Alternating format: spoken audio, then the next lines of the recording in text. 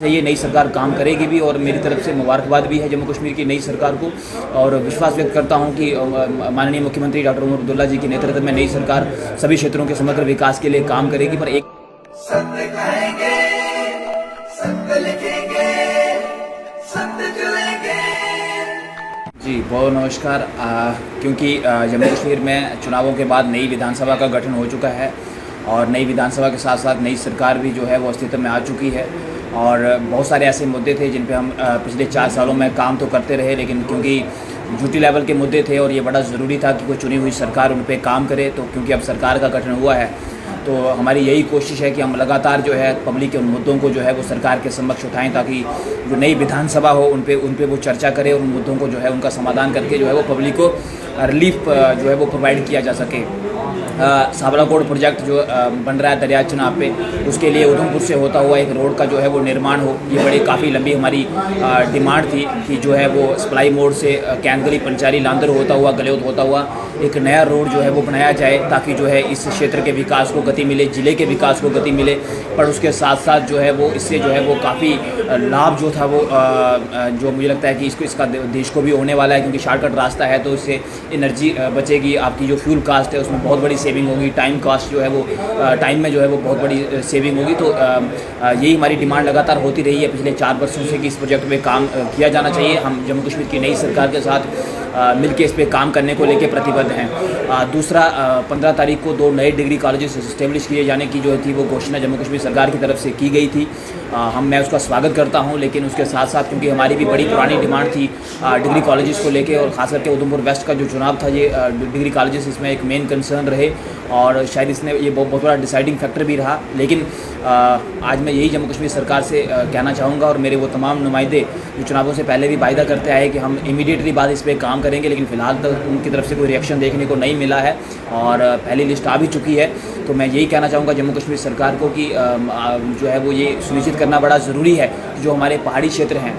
उनके बच्चों को जो है वो हायर एजुकेशन की फैसिलिटी मिले। तो जो हमारी डिग्री कॉलेजेस की डिमांड थी हम लगातार उस पर काम करते रहेंगे, हम उसको लेके सीरियसली कंसर्न हैं। इलेक्शन के परिणाम का हमें फ़र्क नहीं पड़ता, हम उसी गति से काम करते रहेंगे अपने लोगों की बेहतरी के लिए, अपने युवा पीढ़ी और ख़ास करके विद्यार्थियों की बेहतरी के लिए, क्योंकि वो देश का भविष्य है। तो मैं उम्मीद व्यक्त करता हूं कि सरकार से हमें इस मसले पे पूरा सहयोग मिलेगा। शिक्षा व्यवस्था एक बड़ा चैलेंज है और पिछले कुछ समय में एजुकेशन सेक्टर में बहुत सारे चैलेंजेस आए, खास करके अगर हम देखेंगे तो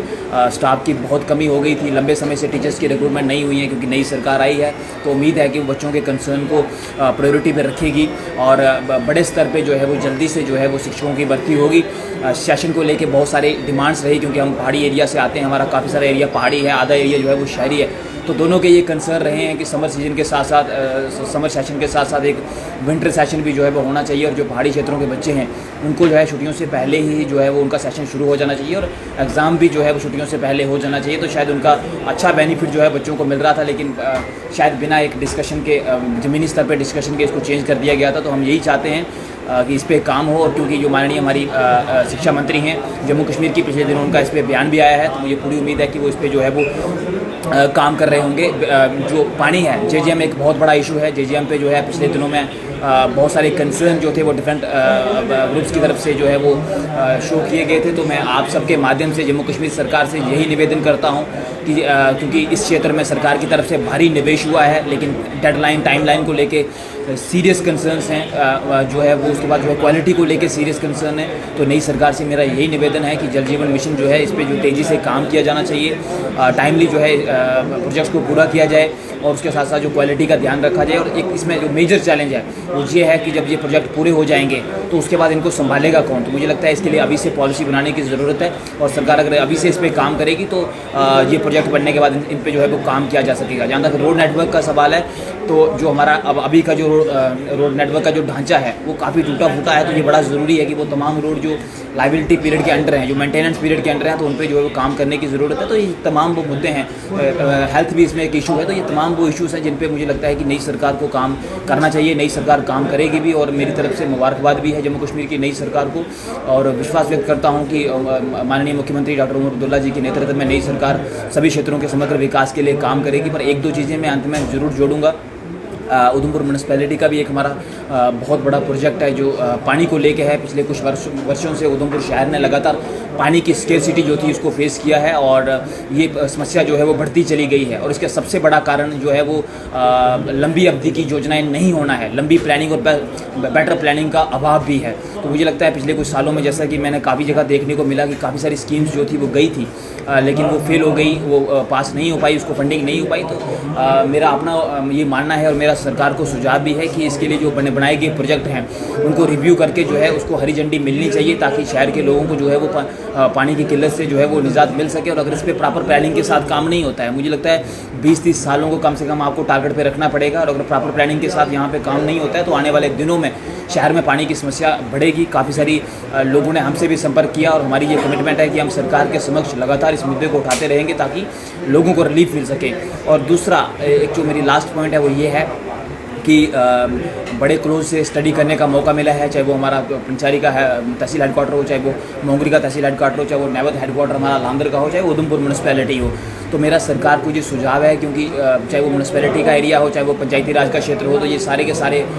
जो सब्जेक्ट हैं वो सीधे माननीय मुख्यमंत्री जी के अधीन है, कैबिनेट के अधीन है, जम्मू कश्मीर सरकार के अधीन है। तो मेरा सरकार को सुझाव है कि उधमपुर के लिए कम से कम 2035 अगले कम से कम 15 सालों के लिए, 15 या 20 सालों के लिए एक नया मॉडल बनाना चाहिए कि 2035 का उधमपुर हम कैसा देखना चाहते हैं, 2040 का उधमपुर हम कैसा देखना चाहते हैं, या 2047 तक जब हम विकसित भारत की बात करते हैं तो हम भारत को जो उधमपुर हमारा है उसको कैसे देखना चाहते हैं। तो मैंने पहले भी रीमॉडलिंग की बात की थी, तो इस रीमॉडलिंग पे काम होना चाहिए, एक नया प्रोजेक्ट बनाया जाना चाहिए। पर इसमें